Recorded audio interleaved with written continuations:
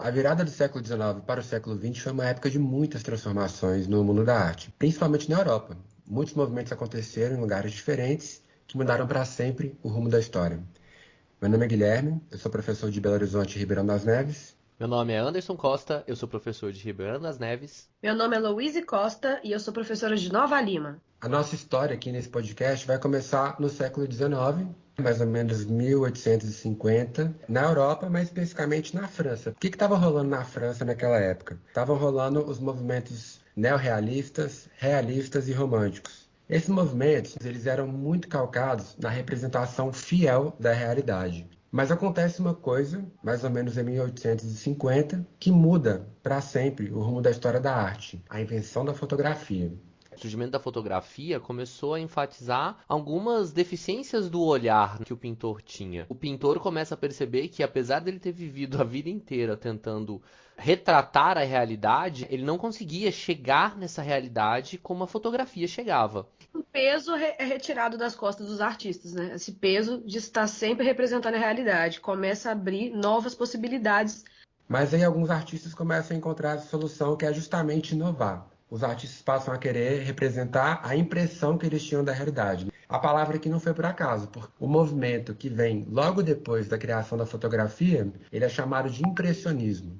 Não só porque ele reflete essa coisa, né, de ser a impressão da realidade dos artistas, mas porque o primeiro quadro impressionista, feito pelo artista que é muito famoso, inclusive, que é o Claude Monet, ele se chama Impressões do Pôr do Sol. Você não tem mais esse foco nesse retrato do real, mas você começa a ter um foco numa percepção da luz, do brilho, de uns contrastes que às vezes não são naturais, mas que eles dão uma sensação de natureza, né? E isso vai contra a forma que a arte era apresentada naquela época pelas academias. O início de uma quebra de padrões. Muita gente vai dizer, inclusive, que o impressionismo, na verdade, é o retrato de como que a luz interfere na realidade. Então, essa característica de representação da luz na paisagem, nas pessoas, vai ser muito recorrente em praticamente todas as obras do período. E logo depois do impressionismo, a gente tem o movimento pós-impressionista. É quase a mesma coisa do impressionismo. Só que ele vem um pouco depois, vamos dizer assim, um pouco mais ousado do que o impressionismo, porque ele tenta retratar a realidade ainda menos assim. Se antes você ainda tinha uma certa tom de pele, no impressionismo é o tom de pele. No pós-impressionismo, esse tom já começa a ser misturado com pigmentos muito mais verdes, às vezes mais azuis. Você já tem uma liberdade, às vezes, para cores que já não são tão mais fidedignas assim. O Lautrec é especialista, né, nesse tipo de representação, vamos dizer, quase que surreal assim das cores, porque realmente ele faz muito isso mesmo.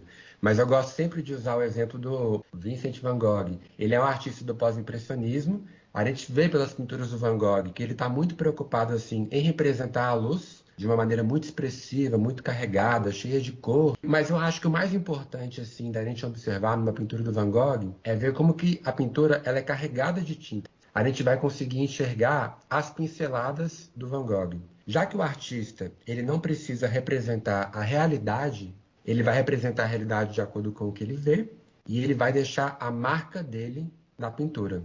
Qual que é a marca de um pintor? É a pincelada que ele tem. A fotografia faz com que o impressionismo e o pós-impressionismo surjam. Esses dois movimentos, eles vão desconstruir completamente assim a necessidade de representar a realidade de maneira fiel, e isso vai desembocar nas vanguardas europeias do século XX. A gente pode encaixar as vanguardas com Cézanne. O Cézanne ele é um pintor do pós-impressionismo, mas ele também é uma das principais inspirações para explodir o cubismo. Muitos consideram ele como verdadeiramente o pai do cubismo ainda. Ele vai tentar pegar a forma e já fazer com que a gente conseguisse ver ela por às vezes dois ângulos diferentes. E é numa retrospectiva da obra dele que o Picasso e o amigo dele, o Brandt, vão entrar em contato com essa percepção da pintura do Cézanne e vão começar a se interessar por esse estudo do objeto. Então vamos imaginar que é como se você pegasse uma maçã e aí você abre essa maçã de uma forma que você conseguisse ver a parte de cima dela e a parte de baixo dela. E aí isso está sobreposto, colocado lado a lado na obra. Então vamos pegar como exemplo duas pinturas do Braque. A gente tem a mulher com o violão Então ele vai construir na obra dele, né, o que seria a forma de uma mulher. Ele vai pegar todos esses lados e vai estar abrindo eles no bidimensional. E ao mesmo tempo que ele abre essas faces, eles vão sobrepondo essas faces. Então a mulher com violão é um exemplo perfeito para a gente ver essa sobreposição delas. Uma outra obra do Braque, que aí já é o homem com o violão,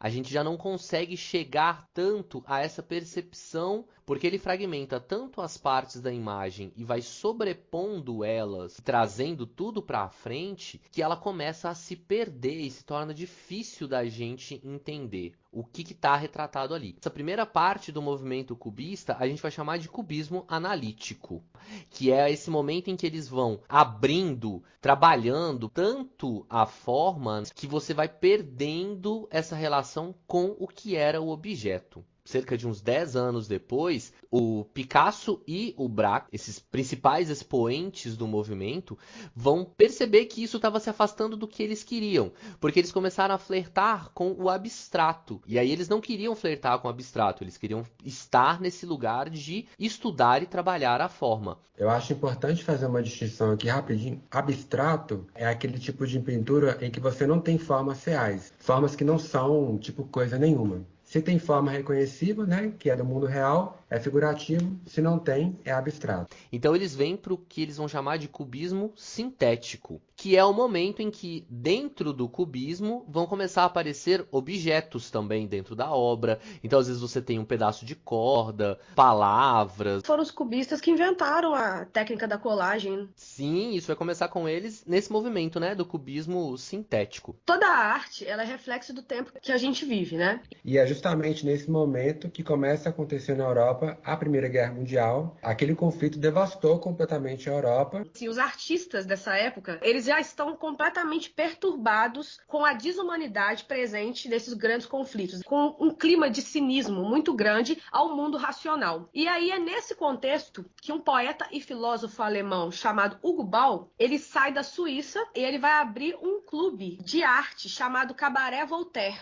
E nessas noitadas da arte que vai aparecer outros artistas que vão fundar o dadaísmo. O dadaísmo é contra tudo. Ele é contra a sociedade, contra o capitalismo, contra a religião e, sobretudo, contra a arte. Mas não se deixe enganar pela desordem e essa loucura toda. Na verdade, o dadaísmo se trata de um dos movimentos mais intelectualizados do início do século XX, né? Eles questionam a arte e o papel do artista. Propõem um sistema totalmente baseado no acaso. E a gente pode até fazer um paralelo com a nossa atualidade, que eles seriam os grandes zoeiros da época, os que bagunçam tudo, os inteligentes. Aposto que eles iam fazer muitos memes legais hoje em dia também. Desconstrução, desordem da imagem, chocar, oposição total a essas ideias clássicas de fazer arte. Um dos mais famosos nomes, que é considerado o pai do dadaísmo, porém ele não foi o criador, que é o famoso Marcel Duchamp. Revolucionou completamente o que é pensar arte e fazer arte. A gente vai começar a ver instalações, não no formato que a gente tem hoje, tão amplas e, enfim, tem um flerte com o surgimento dessas instalações ali. A gente pode até referenciar o Duchamp mesmo como um dos primeiros caras a fazer uma instalação. Tem uma obra dele que ele fecha uma galeria, uma sala, com vários fios, como se fossem teias de aranha, impedindo que você entrasse lá para ver as obras. Então ele já cria uma coisa que joga com o espaço. Uma das obras mais famosas dele é o Urinol. A fonte do Marcel Duchamp. Essa obra ela é muito importante para a história da arte. Ela dá início ao tipo de arte que é feito hoje em dia no mundo todo, desde 1960 até os dias de hoje. Que é essa arte meio... É como se a gente visse aquilo dentro da galeria, dentro de um museu, e não entendesse. A gente olha e fala assim, isso não é arte. Esse tipo de ideia é chamado hoje em dia de arte conceitual, começou a surgir justamente com o Marcel Duchamp. Ele paga para entrar numa exposição de arte e o objeto que ele expõe é simplesmente o urinol. A obra de arte que o Duchamp está fazendo não é o objeto mictório, é a ideia é o conceito que ele está passando, colocando aquele objeto ali. Naquela época, em 1917, era considerado arte tudo aquilo que estava dentro de museu, que estava dentro de uma exposição. E nesse caráter de zoeiro que ele tinha mesmo, ele colocou tipo um vaso sanitário e falou: ah, tudo que está dentro do museu é arte, então vou colocar esse vaso sanitário aqui e automaticamente ele vai ser vaso também. Esse ato de pegar objetos cotidianos, aleatórios, comuns, e levar para um espaço considerado nobre como uma galeria de arte ou um museu, vai ser conhecido como os handmaids. E isso é o dadaísmo, um estilo que influenciou e continua influenciando as obras e artistas até os nossos dias de hoje. Bom, galera, para não ficar muito cansativo, nós vamos interromper esse vídeo aqui e aí continuamos com ele num próximo vídeo. Até breve!